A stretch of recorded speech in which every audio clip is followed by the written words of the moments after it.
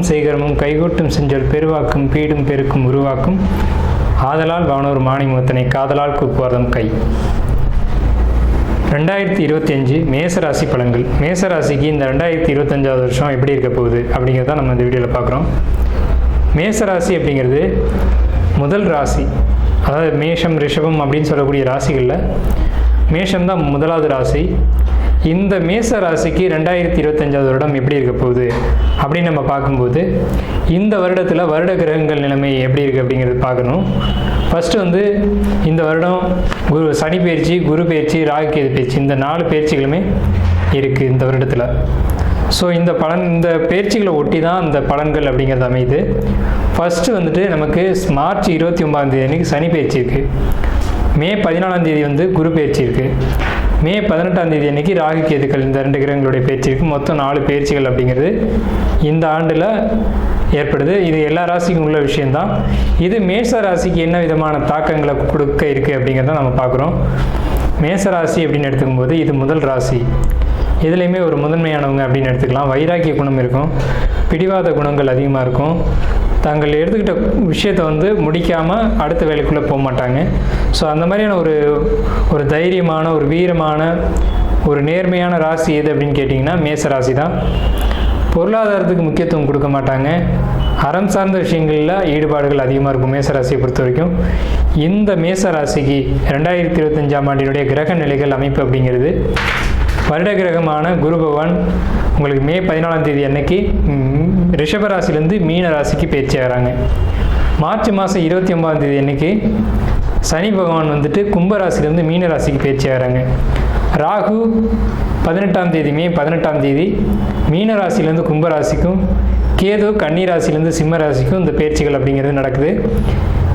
இப்போது கிரக நிலைகள் அப்படின்னு எடுக்கும்போது 3ஆம் வீட்டில், அதாவது ராசிக்கு 3ஆம் வீட்டில் சந்திரன் என்ற ராசிக்கு 3ஆம் வீட்டில் குரு, 5ஆம் வீட்டில் கேது, 11ஆம் வீட்டில் ராகு, இந்த அமைப்புகள் தான் இருக்குது. 5ஆம் வீட்டிலேருந்து 5ஆம் வீட்டுக்கு வரக்கூடிய கேது, 11ஆம் வீட்டுக்கு வரக்கூடிய ராகு, 12ஆம் வீட்டு சனி, 3ஆம் வீட்டு குரு. இதுதான் கிரக அமைப்பு. ஸோ இதை ஒட்டி என்ன மாதிரியான பலன்கள் நடக்குது அப்படிங்கிறத பார்க்கறதுக்கு முன்னாடி ஒரு சின்ன விஷயம் என்னன்னு கேட்டிங்கன்னா, இந்த ஆண்டு மார்ச் மாதம் அப்படிங்கிறது மேசராசிக்கு 7.5 சனியினுடைய ஒரு தொடக்கமாக இருக்குது.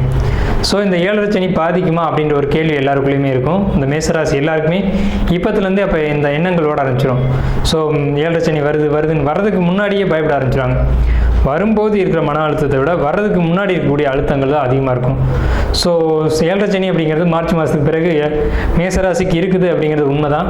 ஆனால் அது என்ன மாதிரியான தாக்கங்களை ஏற்படுத்த போகுது அப்படிங்கிறது அவர்களுடைய சுய ஜாதகத்தில் தான் அதனுடைய அமைப்பு அப்படிங்கிறது இருக்குது. ஸோ 7.5 சனியை கண்டு பயப்பட வேணாம் அப்படிங்கிறதான் நம்மளுடைய ஒரு சின்ன அறிவுரை. உங்களுடைய சுய ஜாதகத்தில் தசாபுத்திகள் நல்ல யோகமாக இருக்கும் பட்சத்தில் 7.5 சனி வந்த சுவடு கூட தெரியாமல் போயிட்டுருக்கும். இருந்தாலும் நீங்கள் எச்சரிக்கையாக இருக்க வேண்டிய விஷயம் அப்படிங்கிறது பணம் கொடுக்கல் வாங்கல், ஜாமீன் கையெழுத்து, புதிய தொழில்கள் தொடங்குறது, இந்த விஷயங்களை நீங்கள் எச்சரிக்கையாக இருக்கணும். புதுசாக படிக்க போகிறீங்க அப்படின்னா ப்ராப்ளம் இல்லை. ஏற்கனவே படிச்சுக்கிட்டு இருக்க படிப்பில் முடிக்காமல் நீங்கள் அடுத்த ஸ்டெப்பு எதுவுமே பண்ணக்கூடாது. ஏன்னா படிப்பில் தடை அப்படிங்கிறது 7.5 சனி கொண்டு வரும். ரெண்டாவது விஷயம், புதிய தொழில்கள் தொடங்குனீங்க அப்படின்னா அதில் பிரச்சனைகளை கொடுத்து நீங்கள் எவ்வளோ தூரம் அதை முன்னேறி போகிறீங்க அப்படின்றத செக் பண்ணி பார்க்கும். இந்த சனி பகவானுடைய அமைப்பு அப்படிங்கிறது அப்படி தான் இருக்கும்.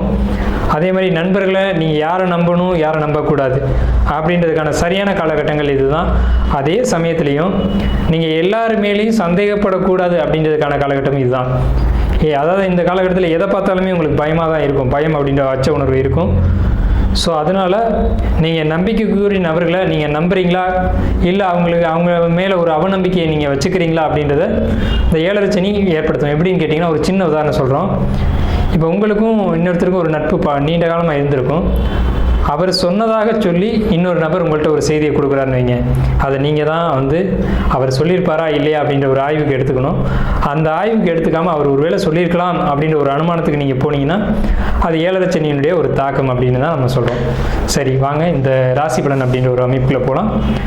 3ஆம் வீட்டு குரு பகவான் என்ன செய்ய போகிறார்? 3ஆம் வீட்டு குரு பகவான் உங்கள் ராசிக்கு 7ஆம் வீட்டை பார்க்குறாங்க, உங்கள் ராசிக்கு 9ஆம் வீட்டை பார்க்குறாங்க, உங்கள் ராசிக்கு 11ஆம் வீட்டை பார்க்குறாங்க. சூப்பர், நல்ல ஒரு அற்புதமான அமைப்பு. என்னன்னு கேட்டிங்கன்னா, குரு பலன் அப்படின்ற ஒரு அமைப்பு இந்த 2025ஆம் வருடத்தில் இந்த குரு பயிற்சியில் உங்களுக்கு ஏற்படுது. ஸோ குரு பலன் என்னெல்லாம் செய்யும்? எல்லா சுபகாரியங்களையும் நடத்தி கொடுக்கும், அப்படிங்கிறதுல மாற்றமே இல்லை. திருமணம் இல்லை அப்படின்றவங்களுக்கு திருமணம், குழந்தை இல்லைன்றவங்களுக்கு குழந்தை, வீடு இல்லைன்றவங்களுக்கு வீடு, இந்த மாதிரியான சுப காரியங்கள் எல்லாம் நடத்தக்கூடிய ஆண்டாக உங்களுக்கு 2025ஆம் வருடம் இருக்கும் கண்டிப்பாக. ஃபஸ்ட்டு 7 சனி அப்படின்னு நம்ம சொன்னோம் அப்படின்னு சொன்னாலுமே கூட, இந்த 7 சனி காலகட்டங்களில் தான் எல்லாருக்குமே ஒரு நல்ல விஷயங்கள் அப்படிங்கிறது நிறைய நடக்கும். ஸோ அந்த அமைப்பை கொடுக்கக்கூடிய ஒரு அமைப்பை யார் செய்கிறாங்க அப்படின்னு பார்த்தீங்கன்னா, குரு அப்படின்ற பாக்கியாதிபதி. இந்த மேசராசிக்கே யோகாதிபதி, முழு யோகாதிபதி யாருன்னு கேட்டிங்கன்னா குரு பகவான் தான். குரு பகவானால் மட்டும்தான் மேசராசிக்கு, மேச லக்னத்துக்கு நன்மைகளை செய்ய முடியும். அவர் நல்ல இடத்துக்கு வந்திருக்கார். 3ஆம் இடம் அப்படின்னு சொல்லக்கூடிய மறைவு ஸ்தானம் அப்படின்னு எடுத்தாலும், அவர் மறைஞ்சும் நல்லதை கொடுக்கக்கூடியதுக்காக மறைஞ்சிருக்காங்க. அவங்க பார்க்கக்கூடிய இடங்களை பாருங்கள். உங்களுக்கு 7ஆம் இடம், உங்களுக்கு 9ஆம் இடம், உங்களுக்கு 11ஆம் இடம். அதாவது கலஸ்திரஸ்தானம், கூட்டாளிகள்னு சொல்லக்கூடிய இடம், பாக்கியஸ்தானம் சொல்லக்கூடிய இடம் ரொம்ப முக்கியம். பாக்கியஸ்தானம் அப்படின்ற இடம் ஒரு ஜாதகத்தில் ரொம்ப முக்கியமான ஒரு இடம். அந்த இடத்த குரு பகவான் பார்க்குறாங்க. தன் வீட்டை பார்த்த கிரகத்துக்கு வலிமை அதிகம். ஸோ குரு பகவான் தன் வீட்டை பார்த்து, மேஷத்துக்கு பாக்கியஸ்தானத்தை பார்த்து மிகப்பெரிய ஒரு நன்மைகளை ஏற்படுத்தி கொடுக்குறாங்க. ரெண்டாவது விஷயம், உங்களுக்கு 11ஆம் வீட்டை பார்க்குறாங்க. 11ஆம் வீட்டுக்கு ராகு பகவான் ஆல்ரெடி வர்றாங்க. இந்த மே மாதத்தில் ராகு பயிற்சி அப்படிங்கிறது உங்கள் ஜாதகத்தில் உங்கள் ராசிக்கு 11ஆம் இடத்துக்கு வரும்போது உங்களுக்கு லாபமான எல்லா விஷயங்களும் கிடைக்கும். புதிய தொழில்கள் தொடங்க வேணாம்னு மட்டும்தான் நம்ம சொல்லியிருக்கோம். ஏற்கனவே இருக்க தொழிலில் லாபம் உண்டு அப்படிங்கிறதுல மாற்றம் இல்லை. அதை ஏற்படுத்தி கொடுக்கக்கூடிய அமைப்பு அப்படிங்கிறது 11ஆம் இடத்து ராகு அப்படின்ற ஒரு அமைப்பு தான்.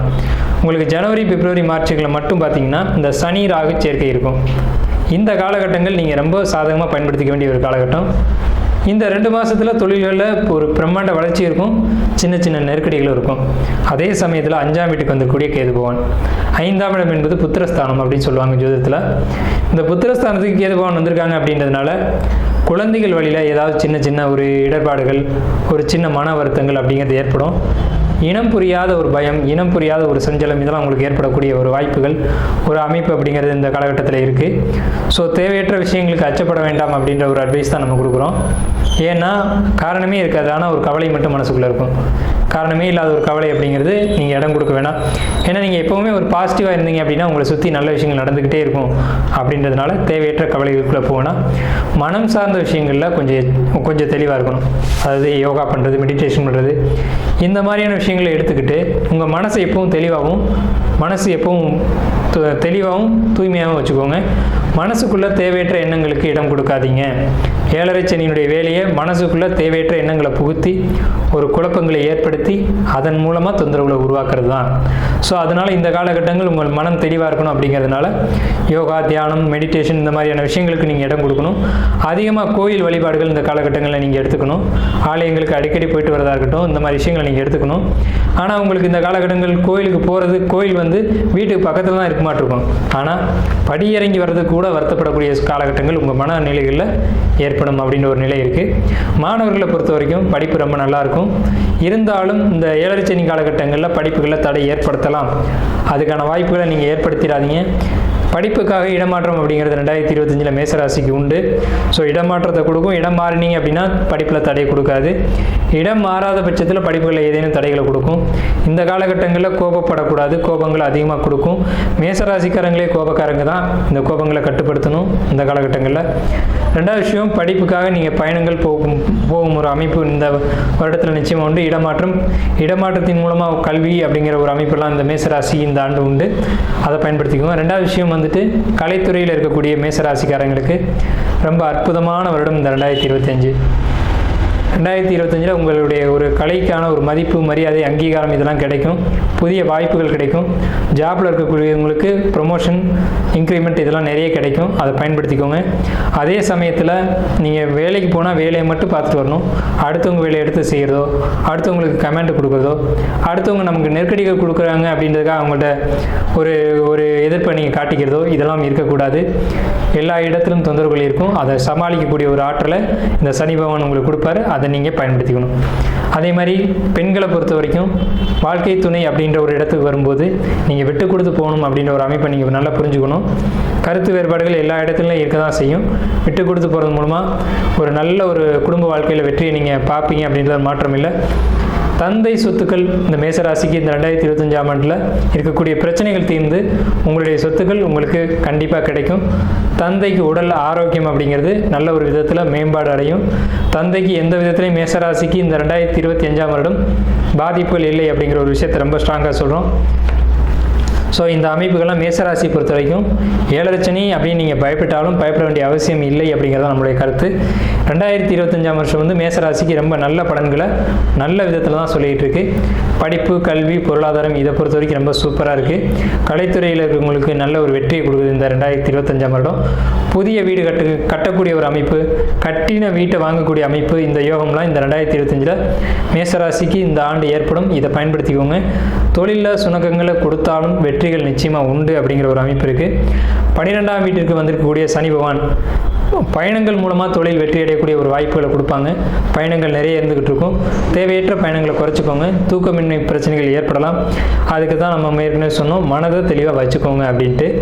ஸோ இந்த ஒரு அமைப்பு இந்த 2025ஆம் வருடத்தில் மேசராசிக்கு நல்ல ஒரு யோகமான அமைப்பாக இருக்குது.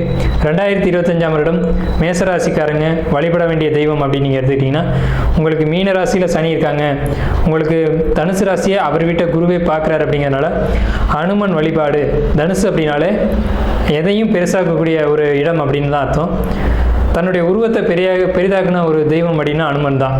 திடீர்னு உருவத்தை பெரிதாக்கக்கூடிய ஒரு அமைப்பு அப்படின்றது அவர்கிட்ட இருந்தது. ஸோ அனுமன் வழிபாடு 2025ஆம் வருடம் மேசராசிக்கு மிகப்பெரிய வெற்றிகளை ஏற்படுத்தி கொடுக்கும் அப்படின்ற ஒரு விஷயத்தோடு நம்ம நிறைவு செய்வோம். நன்றி, வாழ்த்துக்கள்.